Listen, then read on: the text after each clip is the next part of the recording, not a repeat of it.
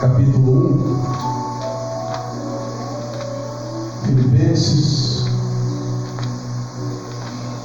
capítulo 1, vamos falar da boa obra que Deus começou e que Ele quer terminar em nossas vidas. Como leitura introdutória, vamos ler Filipenses capítulo 1, versículos 6. Filipenses está entre Efésios e Colossenses. Então diz assim a Bíblia, Filipenses 1, versículo 6.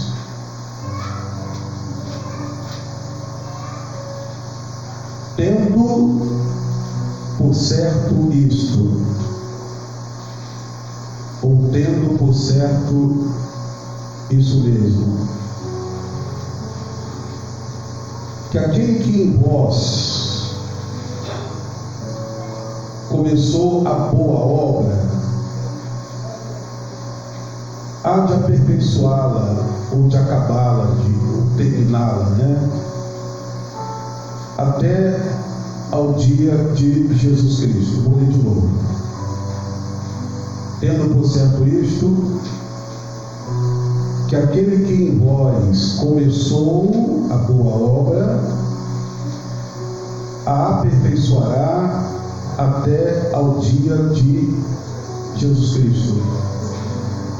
Paulo está dizendo que tudo aquilo que Deus começa, Deus termina. Tudo que Deus começa, Deus termina. Só que, quando a gente olha a Bíblia com essa perspectiva, você vai perceber que nem sempre o que Deus começou na vida de algumas pessoas, Deus terminou. Nem sempre o que Deus começou na vida de algumas pessoas, Deus terminou. Vamos continuar com a Bíblia. Agora vamos voltar para a primeira carta de Paulo aos Coríntios. Você vai voltar? Primeira aos Coríntios, capítulo 10. Paulo vai dar aqui um exemplo de uma obra que Deus começou, mas que Deus não terminou na vida de alguns. E ele fala assim, 1 Coríntios capítulo 10, versículo 1. Irmãos, eu não quero que ignoreis que nossos pais, e está falando de quem? Está falando dos judeus, daqueles que saíram do Egito. Eles estiveram todos debaixo da nuvem, e todos passaram pelo mar. Por que ele está dizendo isso? Porque quando Israel saiu do Egito, Deus mandou uma nuvem durante o dia para protegê-los do sol, e Deus mandou uma coluna de fogo durante a noite para aquecê-lo do frio durante a noite e proteger os animais peçonhentos. Então, por isso que ele diz que todos os que saíram do Egito estiveram debaixo da nuvem e também passaram pelo mar. Versículo 2 ele diz: todos os que saíram do Egito foram batizados em Moisés, na nuvem e no mar. Versículo 3: todos comeram de uma mesma comida espiritual, que foi o maná que Deus mandou. Todos beberam, versículo 4, de uma mesma bebida espiritual, porque bebiam da pedra espiritual que os seguia, e essa pedra era Cristo. Mas olhe o que diz o versículo 5. O versículo 5: mas Deus não se agradou da maioria deles. Ou seja, Deus não conseguiu agradar-se de todos. Por isso foram ou ficaram prostrados no deserto. Ou seja, a obra começou no Egito, Deus tirando-os do Egito. A obra terminaria quando eles entrassem na terra prometida. Deus prometeu começar tirando do Egito e terminar colocando-os na terra prometida. Mas na vida da maioria deles, isso não se cumpriu. Até começou, saíram do Egito, mas na caminhada em direção à bênção, em direção à terra prometida, a grande maioria foi reprovada e morreram no deserto. E Deus não terminou aquilo que Ele começou na vida daquelas pessoas.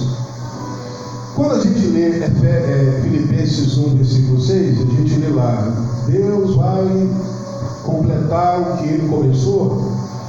A gente tem a impressão de que tudo depende de Deus e que nossa responsabilidade nessa caminhada é zero. Só que não é verdade. Em todo milagre existe a parte de Deus, mas existe também a nossa parte. Por que eles foram reprovados? Vamos dar um pulinho lá em Êxodo, segundo livro da Bíblia, capítulo 14, 15, 16 e 17. Nós não vamos ler todos esses capítulos, mas nós vamos só observar algumas coisas que aconteceram lá e verificar se às vezes nós também não incorremos no mesmo erro. Veja o capítulo 14, versículos 15 em diante, não é? O que é que diz aí? Vai dizer que quando eles saem do Egito, quer dizer, Deus começa a obra, e eles encontram o primeiro obstáculo, que era o Mar Vermelho. O que a grande maioria fez? A grande maioria disse para Moisés: Moisés, Deus nos tirou do Egito para que nós morrêssemos aqui no deserto. Não era melhor ter ficado lá? A primeira murmuração deles era em relação ao primeiro problema que surge. Quando eles saem do Egito, chegam diante do Mar Vermelho, eles reclamam diante do primeiro obstáculo. No capítulo 15, Deus vai dar vitórias a eles. Mas no versículo 23 do capítulo 15, o que diz? Quando chegaram a Mara era um rio, era uma lagoa, tinha esse nome porque significava marca. A palavra Mara significa marca. Quando chegaram a Mara, não puderam beber das águas de Mara, porque eram amargas. Versículo 24. E o povo murmurou contra Moisés, dizendo: o que havemos de beber? Ou seja, eles acabaram de experimentar um milagre extraordinário, que foi ver Deus abrir o Mar Vermelho, mas eles esqueciam rápido daquilo que Deus fazia, e agora eles abrem a boca para murmurar da água. Aí Moisés pega um galho de árvore, joga lá, e a água é restaurada e eles bebem. No capítulo 16, versículo 1 diz: e partindo de Elim, toda a congregação dos filhos de Israel veio ao deserto de Sim, que está em Elim, em Sinai. Aí da data, no versículo 2: toda a congregação dos filhos de Israel murmurou contra Moisés, contra Arão no deserto, e disseram no versículo 3: quem dera tivéssemos morrido por mão do Senhor na terra do Egito, quando estávamos sentados junto às panelas de carne, quando comíamos pão até fartar, porque nos tendes trazido a este deserto para matar-nos de fome a toda esta multidão. Então eles reclamam por causa do mar, reclamam por causa da água, agora reclamam por causa da fome. Quer dizer, a boa obra que Deus começou a fazer na vida deles, tirando-os do Egito, poderia ter sido completada se eles reclamassem menos. Veja o capítulo 17, versículo 1. Depois toda a congregação dos filhos de Israel partiu do deserto de Sim. Aí vai dizer, eles acamparam no versículo 2. Então contendeu o povo com Moisés e disse: dá-nos água para beber. E Moisés disse: por que vocês estão contendendo, brigando comigo? Por que vocês tentam a Deus?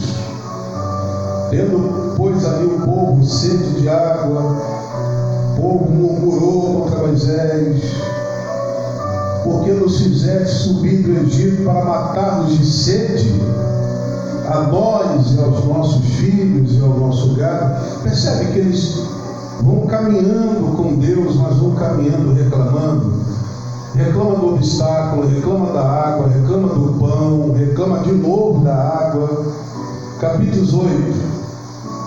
Aqui eles vão se rebelar contra Moisés, não vão aceitar a autoridade de Moisés. Quando voltamos lá para a primeira carta de Paulo aos Coríntios, vamos voltar para lá, a gente então, quando lê, a gente entende que a boa obra que começou na vida daquele povo não terminou, ou não foi terminada, por quê?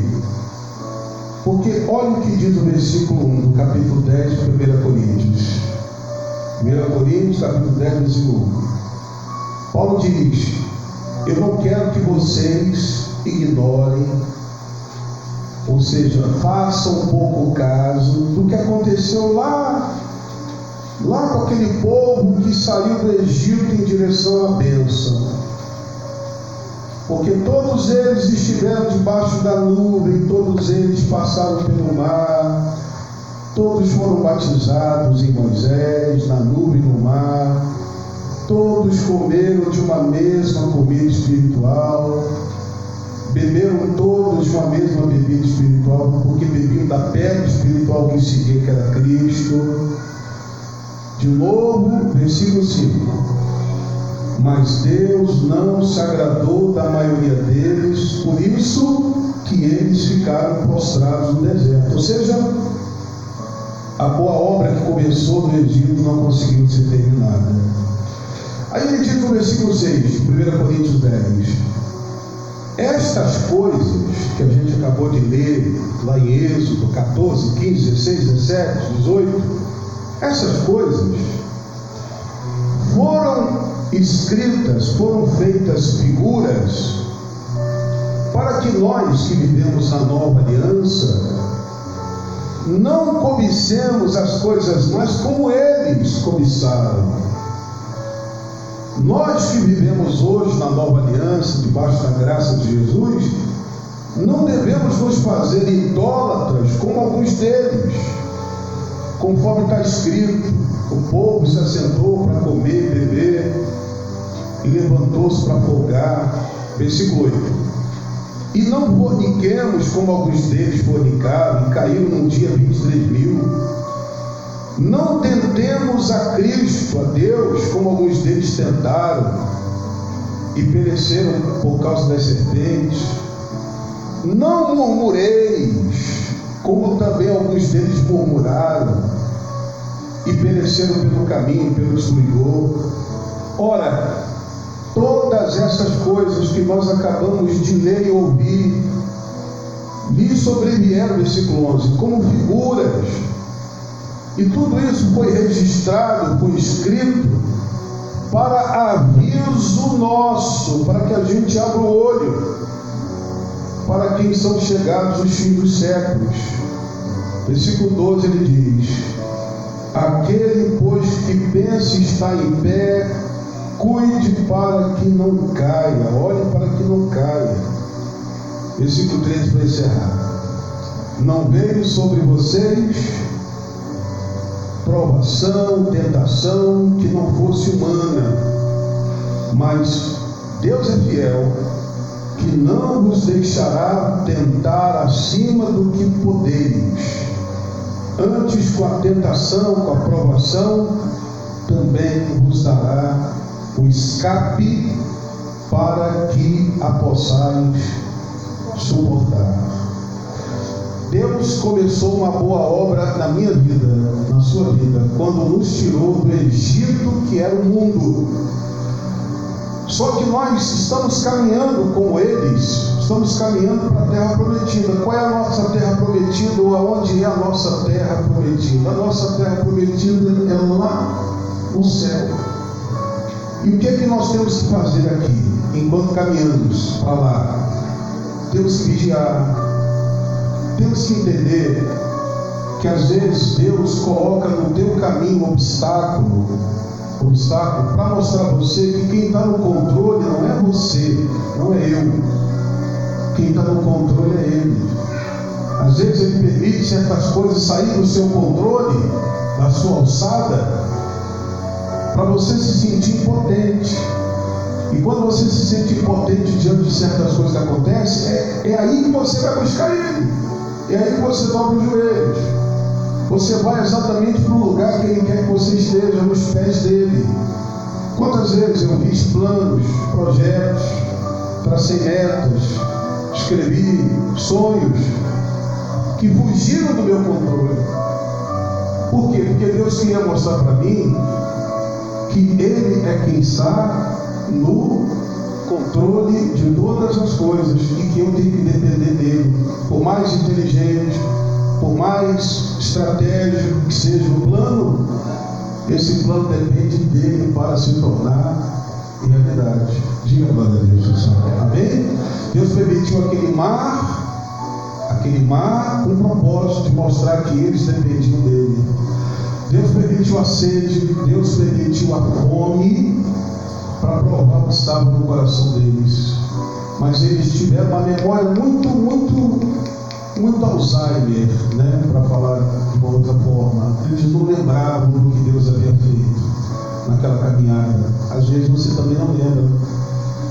Às vezes você não entende que Deus está presente na sua vida através das pequenas coisas que acontecem todo dia, pequenos livramentos, uma chavinha pequenininha que Ele te dá para abrir uma porta maior. Deus é com você, Ele cuida de você. A boa obra que Ele começou na sua vida, Ele quer terminar. Diga glória a Deus. Mas para Ele terminar, não murmure, não reclame, agradeça a Deus. Quando estiver diante de uma luta, de um problema, agradeça e obrigado. Que o Senhor possa me ensinar através disso aqui. O que o Senhor quer me ensinar através dessa situação? Eu estou aberto a aprender. E é assim que você vai crescendo na fé, crescendo na fé, crescendo na fé. E um dia você vai estar diante do Senhor, que te espera lá na glória, em nome de Jesus. Diga glória a Deus, Senhor. Amém? Glorifica aí um pouquinho mais de Deus. Diga glória a Deus. Olha, nós vamos falar com Ele agora. Vamos falar sobre as nossas fraquezas. Vamos falar sobre as dúvidas que a gente tem nessa caminhada, né? A gente fica com tantas dúvidas. Meu Deus, mas por que o Senhor permite isso? Por que está acontecendo isso? Por que está acontecendo aquilo? Ele vai falar com você, vai te mostrar. Ele vai te dar forças para você vencer, porque Ele é contigo em nome de Jesus. Amém? Vamos ficar de pé, se você puder, em nome de Jesus. Bota a mãozinha mais uma vez, por favor, no seu coraçãozinho. E se possível,